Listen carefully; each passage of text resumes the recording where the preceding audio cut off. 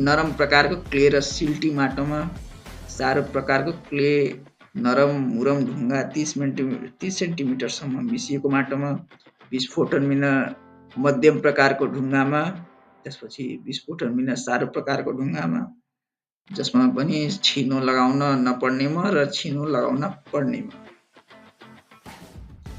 यसमा हेर्न सक्नुहुन्छ यसको युनिट चाहिँ एकाइ भनेर दिएको छ। एकाइ भनेको युनिट घन मिटरमा र यसमा हाम्रो म्यान पावर चाहिँ ज्यामी भनेको अनस्किल्ड म्यान पावर लाग्दो रहेछ, जसको संख्या चाहिँ जसको युनिट चाहिँ संख्यामा छ र नरम प्रकारको माटोको लागि 0.7, सारो प्रकारको मुरम ढुङ्गा मिक्स्ड भएको माटोमा चाहिँ 0.8 र विस्फोटन बिना मध्यम प्रकारको ढुङ्गामा चाहिँ 3 रहेको छ। त्यसै गरी विस्फोटन बिना सारो प्रकारको ढुङ्गामा छिनो लगाउन नपर्नेमा 5 र छिनो लगाउनु पर्नेमा 24.2 रहेको छ।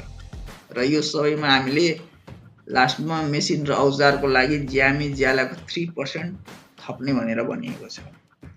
तपाईँले नर्म्स बुझिसक्नु होला साथीहरू। अब एक्सेल सिटमा जाम।